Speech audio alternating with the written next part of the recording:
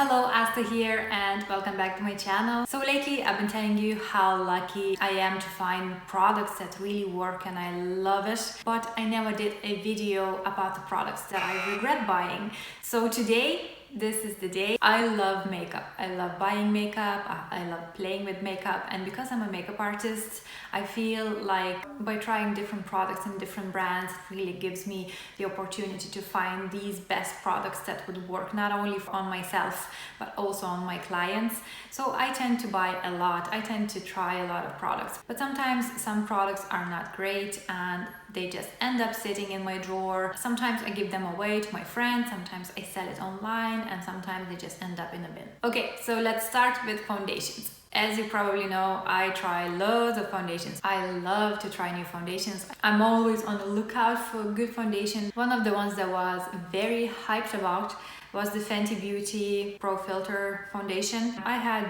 huge hopes for this. I thought it's going to be amazing on me because it's supposed to be for more oilier skin types, but as much as it is comfortable on skin, it just doesn't last. It just goes so cakey and flaky and it just looks so dry on my skin for some reason. So I don't know, I bought it and it's literally still full. I have used it for a good week and I hope that I'm gonna love it, but I didn't. So I do regret buying this foundation. I wish I would have just got a sample first to try and then decide if I want to, because it's such a waste of money and of product. Okay, so next stop is this Dior All Hours foundation. Again, read amazing reviews that it's suitable for more oilier skin types, that it's great, it lasts long.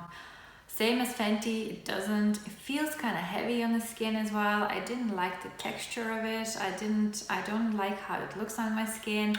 It doesn't last. It's just, and it's so expensive. So yeah, that's another regret. It's nearly full, like the bottle's still full because I just used it like 4 times. So I did have many more foundations that I didn't like, but they just ended up in the bin. I didn't keep it, or I did give it to my friends. Now let's move on to primers.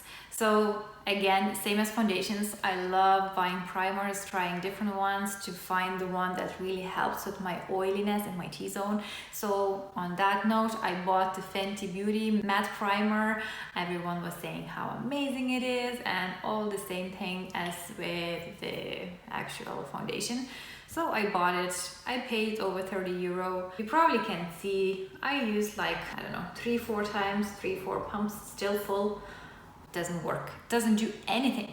Like it's just like I didn't even apply anything. But to make the matters worse, it makes my foundation to bling onto my T-zone and look very flaky. I don't know what it is with this. It doesn't work for me, so another regret. Let's talk about the newer release. This is from Laura Mercier. It's her Pure Canvas Primer, the blurring one. It's the sample size, and I'm so happy I did buy a sample. So I was on holidays in Thailand and I went to Sephora and they had these little sampler sizes or travel sizes, and I bought one thinking, you know, if it's good, I'm going to buy a big one, because by then I already learned my lesson that it's better off to buy smaller sizes of products just in case they don't work. So yeah, I bought this. I was very excited to try it because all other of her primers seems to be amazing. Everyone's loving the illuminating one, so I thought maybe the blurring one is just as good.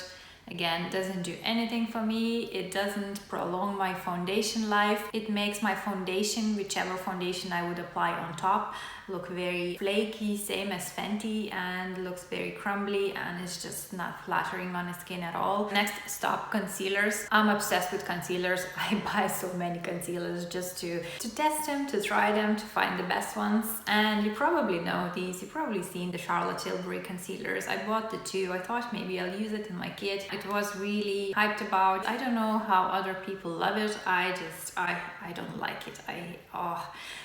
If I use it on myself, it's very heavy underneath the eyes and it goes into my fine lines so quickly that I just look like 10 years older. I don't know what it is. Even if I set it with the translucent powder, which I normally never do up underneath the eyes, like I don't need to set my concealers for underneath the eyes, because the concealers that I found, they don't crease on me. These guys, they are the different story. So I bought 2 shades and both of them shades are sitting in my drawer. I don't like them, and because I don't like them, I don't use them on my clients, because I'm afraid if someone has a dryer underneath the eye area, it will going to look not great. So mascara, I know I did a review on this mascara. I love the brush. I love how it makes your lashes so full and long, and it's just absolutely amazing idea. I love the wand of this. It's just so different from anything else on the market. But first week I thought that it's maybe coincidence that this mascara transfers a lot, because I was doing my workouts and all. I thought maybe I'm sweating or whatever. It doesn't last on me. Like, I tried quite few mascaras. Only very few of these mascaras that I've tried throughout my life would transfer onto my lower lid or would smudge. And this is one of them, and I was so disappointed because I absolutely love the actual brush, the concept, the way it just lengthens and volumizes your lashes. I'm not saying I regret buying it because of the actual wand, but I don't use it. It just sits in my drawer. It doesn't stay. It's not long wearing. It says it's waterproof, I think, or water resistant, but it's not. It's just... it's very disappointing. You probably know about Soap Brows and how amazing this product is. I love it. I use it on myself, I use it on my clients. And then I came across this iconic London brow product. It's called the Brow Silk. It's not even like a soap, it's something different. It's not great. It doesn't hold hair in place. It leaves the white residue. It's very dry. So in the instructions on how to use it, it says you can use it dry as it is. So you have to rub that and then you have to apply it onto your brows. But when you do that, you can only see the white residue on the brush, which ends up on your brows. And if you do wet it with finishing spray, same idea as the Soap Brows. I don't know, I'll show you how that looks. It's just not great. You see the way there's like loads of particles of that white product in there, and all of this ends up on your brow, and I don't know if you can see it. You see? It's not great. I don't like it, and it's not the cheapest one as well, so such a waste of money. Don't even bother with this product. If you're looking for a great product, definitely try the Soap Brows. You're gonna love it more. So next few products are face products again, and these are the face illuminators. One of them is this Kevyn Aucoin Prism Rose Glass Glow Face. It's not the cheapest on the market. It's extremely oily looking, I find. When I use it on top of my foundation, it separates my foundation underneath, and if I use it, sometimes it looks like I'm sweaty, that kind of finish. And while it's looking great on the swatch here on the arm, very glowy and fresh on the face, I don't like it. It doesn't look great on me. I look like I'm sweaty. I look like I'm super oily. Some girl said try to mix it with foundation, but I don't think it's going to work, especially when I have combination oily skin, and it's probably gonna make my face look very sweaty. It's a bit heavy for me, so another one that sits in my drawer, not using it. Okay, so next stop, the drugstore one. It's the L'Oreal highlighting drops. Oh, it's so oily. It does make my foundation to separate, and it's very runny as well. It probably was supposed to be a dupe for Cover FX illuminating drops, but formula of the actual product, it's nothing alike. I think maybe it's not too bad for your body if you want to highlight the collarbones or your shoulders. And one more from NARS. This is the Super Radiant Booster. This does nothing to me. It's opposite to the other two that I showed. It's very drying. I find when I apply it on my face, it dries out the areas, and I don't like how it feels on the skin. I tried it on top of foundations, but it's so subtle, you can't really see. So I don't know really a purpose of it. Another regret, but you never know until you try it, right?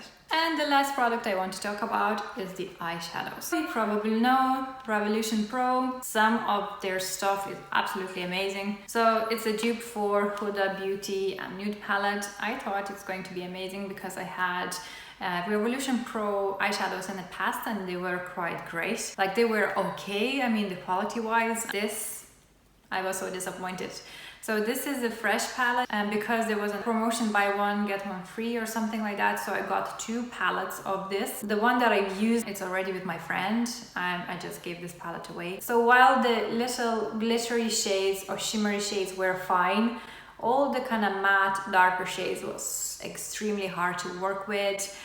They're not blending properly, they're very chalky, so yeah, this was another regret. It's not even worth spending that money, even though it is not a lot.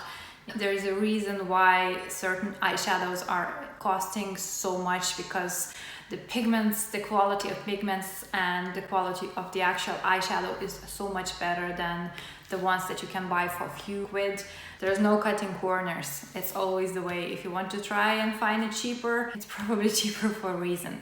I know there's exceptions, but most of the times it's the truth. So there was a few of my regret buys that are still sitting in my drawer. I will probably end up selling them again online or giving it to my friends. I really hate binning makeup. I feel it's such a waste, not only of money and product, but also of environment. Just before I go, I just want to mention quickly that this is my personal opinion and my personal experience with these products. By no means I say these are bad products. I am sure that they work great on other people. It's just the ones that didn't work for me, and that's why there is so much makeup on the market, because one thing suits one person and the other thing suits the other. So it's just a matter of finding what suits you best. With that being said, thank you so much for watching. As always, don't forget to give me a thumbs up if you enjoyed it, subscribe to my channel if you haven't already, and I'll see you all next week.